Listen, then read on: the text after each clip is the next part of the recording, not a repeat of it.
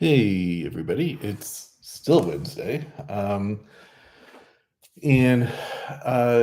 this video, I don't know, I might make it part of a series. And it's sort of a little theory that's been bouncing around in my head for a while. So I wanted to make a video and get people's thoughts on it.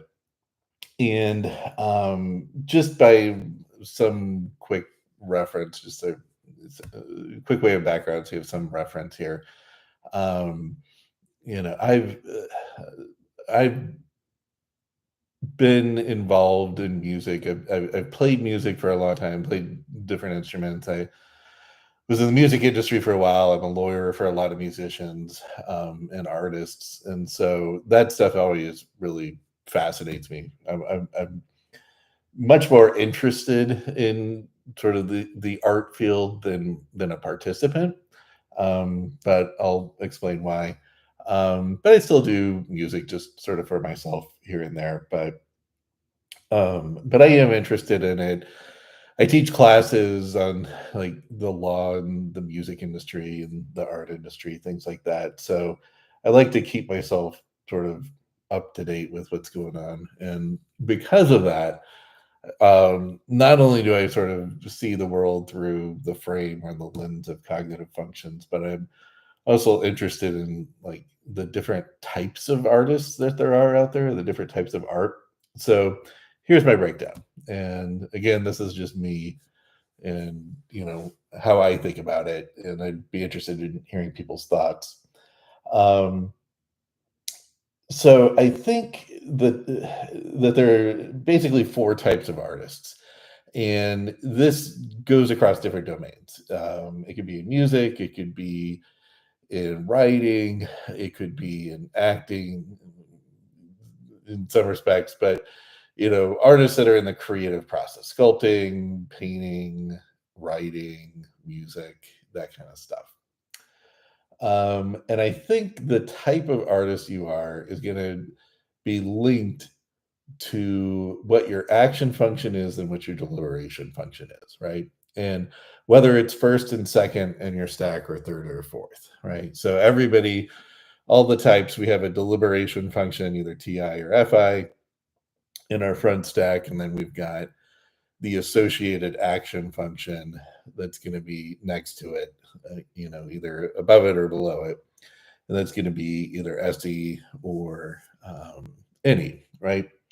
And I'm just going to focus on those functions, and I'll admit that this is just sort of a baseline, and if you add in the other functions, it might add extra layers or extra dimensions to this. But for just sort of getting out the initial thoughts, I'm just going to focus on those functions.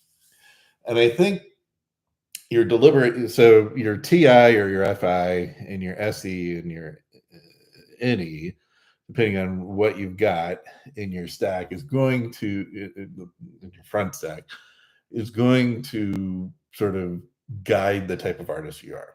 And I'm just going to really go through some examples to make my point. So let's take an INFJ. So even though it's our third and fourth function, I think it still sort of drives it. And so you're going to have TI and you're going to have SE.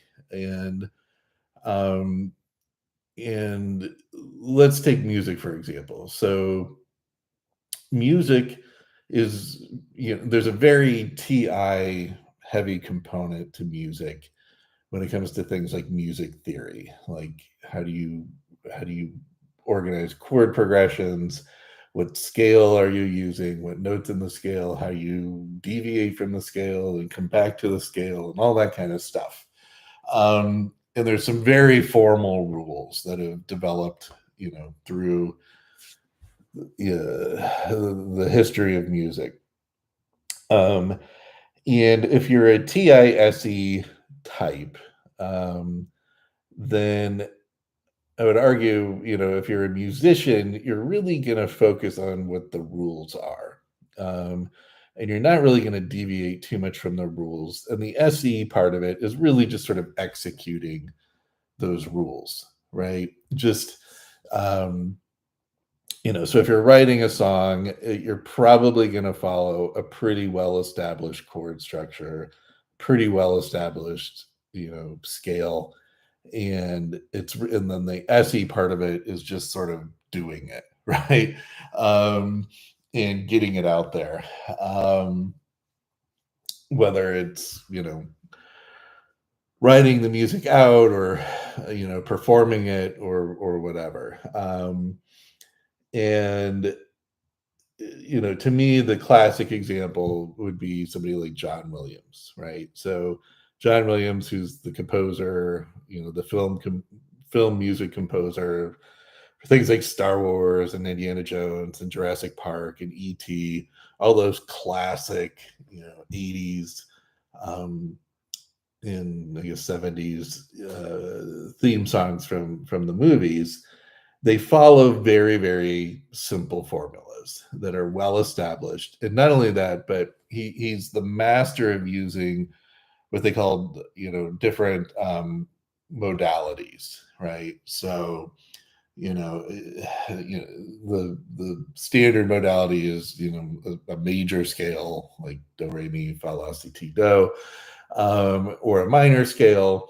But then there's also sort of, there's the Lydian mode, there's a Mixolydian mode, there's various other modes where you're sort of tinkering with which notes are in the scale.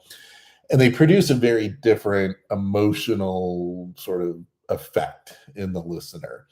And he was the master of using the Lydian scale. And for those of you who know music, it's basically the C major scale, but instead of an F, you have an F sharp. And that F sharp sort of adds this like weird, majestic dimension to the scale. And so things like the Jurassic Park theme song and various themes in Star Wars and stuff, where he's trying to build this sort of majestic feeling, or the ET theme where he's riding off in the bike. It's very Lydian scale, and so he was the master just sort of using the formula that works, using that TI, and not really. I mean, maybe he'd sort of deviate from the path, for effect, but in general, like he knew it worked and he used it, right?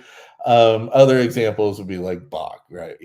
Or a lot of the classical or neoclassical composers, Baroque composers, where there was, it was all about, let's find the formula and the best application of that formula, and not a whole lot of deviation. Mozart probably falls in there.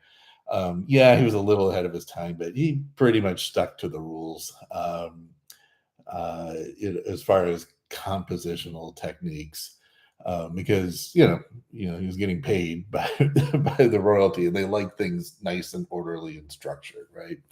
And he would go off the beaten path a little, but it was more again so for sort of effect. But he would reel himself back in. So those, and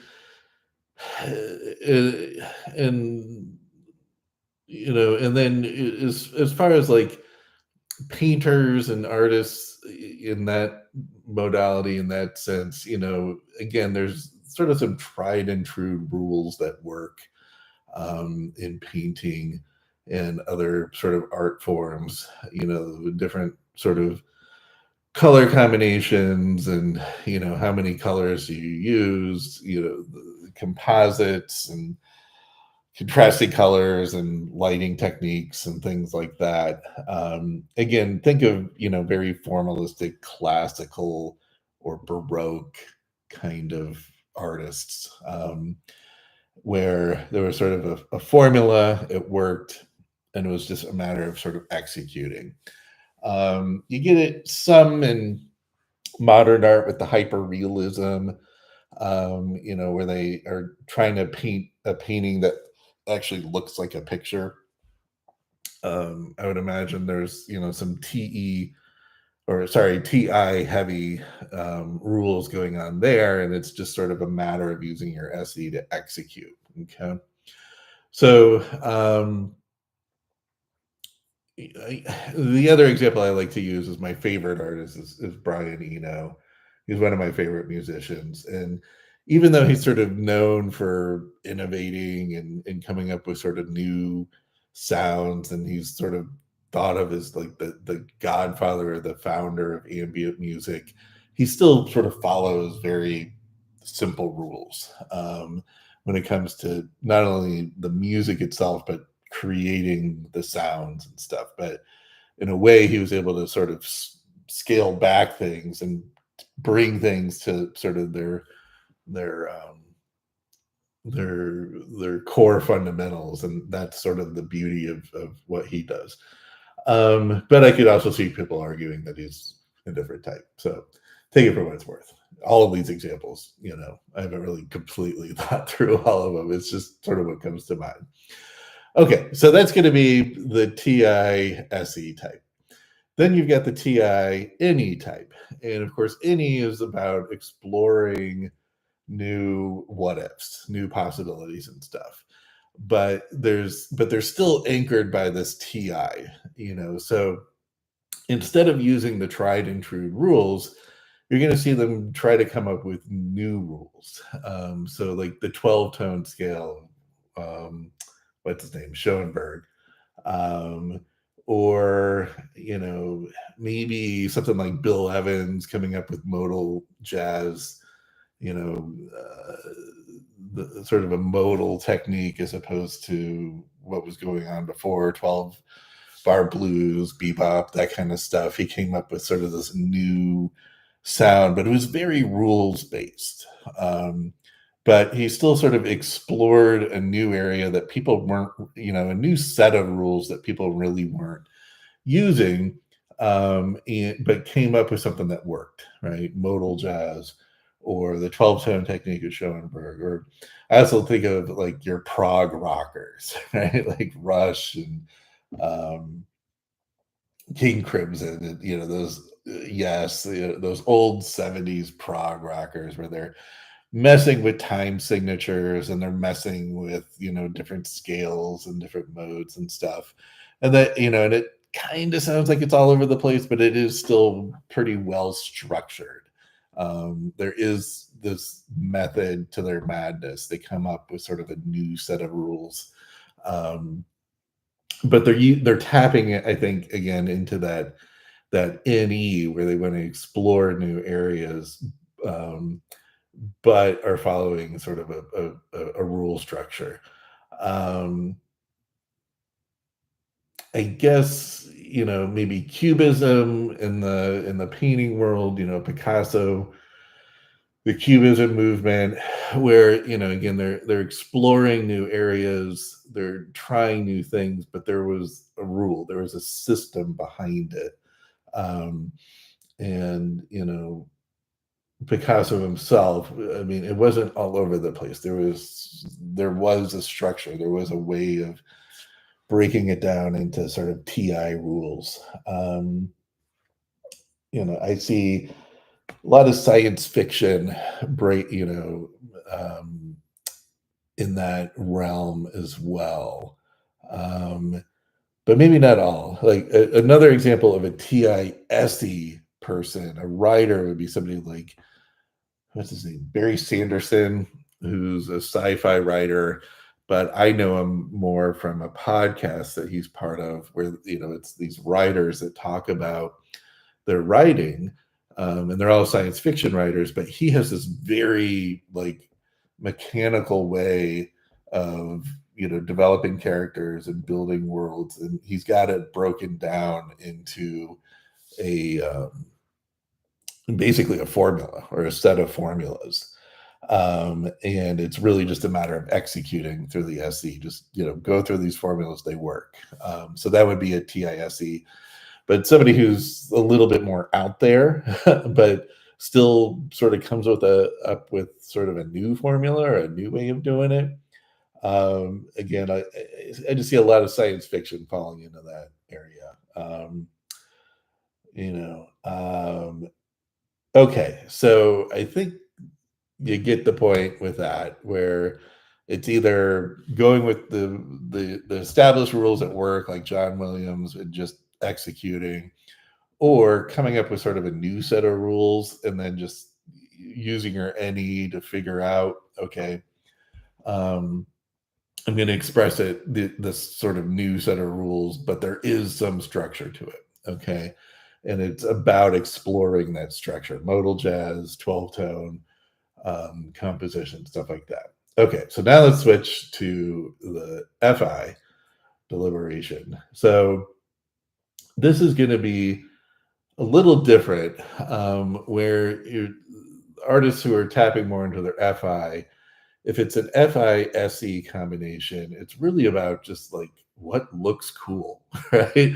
Like what looks cool, what sounds cool. Um, I kind of think of a painter who doesn't really have a formula, isn't really following any set of rules, but this color just seems to go with this color, or this image seems to go with this image, or fashion designers, that kind of stuff. It just looks cool, to the artist. Or musicians, again, who aren't necessarily following any pre prescribed rules, they just think that this just sounds cool, right? Again, FISE. I'm just gonna put stuff out there. I'm just gonna execute, and I'm gonna give you stuff that just that personally sounds cool to me. Um, and Trying to think of some good, music examples.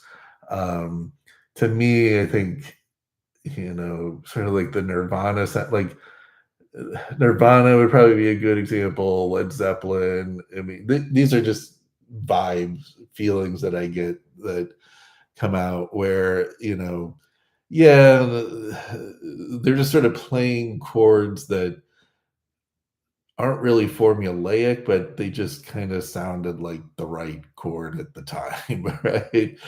Um, or even just the sound of the guitar, or the sound of whatever instrument they're playing. It just sounds cool, right? Um, and it's not because anybody told them like you've got to do it this way or that way. They just sort of one day they're turning their knobs and they're just like, oh, that's the sound I like. And also other artists who are just sort of emulating, artists that they like, and sounds that they like. And they're not necessarily following any sort of formal rule structure. It's just that's what I like. That's what I want to get out there. Um, and I think a lot of visual artists are going to fall into this category. And and frankly, a lot of musicians as well, where if you ask them, okay, what do you do? How did you come up with that song? I don't know. It just sounded good, right? And they're not really breaking it down into like modal scales or any sort of rule based creation method. Um, for written stuff, again, it's probably going to be more sort of your poetic writers, words that sound cool or sound good or roll off the tongue, or certain turns of phrases that just sort of sound the right way, or alliteration, things like that, that just have that, like, that physical effect. Or they might be painting sort of in words, painting a picture of, scenery, that kind of thing. But they're giving you just this sort of feeling, right? And they're doing it through their SE and expressing it, that, whatever their FI is, through their SE. It's just a matter of executing.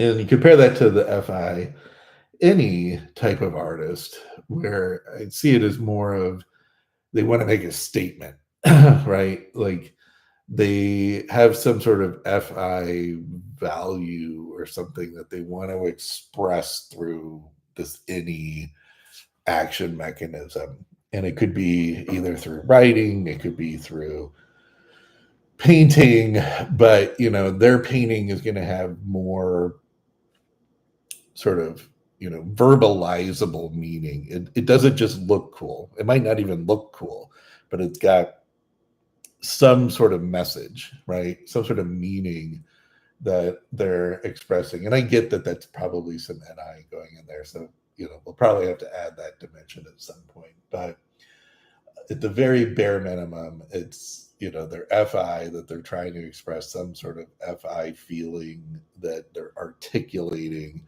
either through the written word or through the, some visual expression. And it's probably something that's off the beaten path. It's probably not very formulaic, because in their head, the best way to express themselves is through sort of a new way, right? Like if they just followed some formula that's been around for 100 years, then that's not authentic to what they're trying to express. They've got some sort of individual expression, some sort of individual message or meaning that they're trying to get out there. And that's more of your FINE, your your political activist artists, right? And there's going to be a large collection of those as well. Your Robert Mapplethorpes in the art world, your Bono from U2. Bands are hard. Bands are actually hard to classify here, because a lot of times it might be a mixture of two different types of artists. For example, I think U2 is probably a mixture of Bono being sort of an FINE type, where he wants to express some sort of message, but The Edge, who's sort of composing the music, is much more, I think, of a TISE type of just sort of following the rules of what works. I could be wrong about that, but it is a mixture of two different types that sort of creates the whole, or at least an early U2, not any of the new stuff. Radiohead might be another good example, sort of a mixture of types, where, one of them is just sort of an FISE type. This just sounds cool. Where another is more about exploring new rules, might be more of a TINE, hey, let's try, different time signatures, different sort of sound, sound that other people aren't using, that kind of stuff, computer programs. So bands are going to be tough, because again, you get sort of the mixture, and then you put producers in there and all that. There's a lot of cooks in that kitchen. So going back to the, sorry, I realize I'm all over the place. The FINE, and you're also going to have a lot of writers, a lot of politically charged writers, or people who are just trying to get their FI value message out there. And again, they're really not going to follow the rules. I always think of Kurt Vonnegut. Kurt Vonnegut is kind of my go-to ENFP. And I could be wrong about that, but he just seems very ENFP to me. Just kind of all over the place, but there's a message behind it. And he certainly doesn't follow any sort of prescribed rules in his writing. Okay. So I'd be interested in your thoughts, some examples maybe of where you might think this, but a lot of this was motivated because there was a typing session. I meant to mention this at the beginning of the video, but there was a typing session on talking with famous people, and the person being typed, I think, came out as an ISFJ, or at least that's sort of what they concluded, and they were a little taken back for various reasons. But one of the reasons was I sort of skipped through the interview, so I didn't see all of it. But it sounds like the person being typed was an artist of some sort, and I think he was a little taken aback because you typically don't associate ISFJs with artists. But I think any type, can be an artist. It's just sort of what flavor of artist are you? And again, I think that is going to tie into what your deliberation function is matched up with your action function.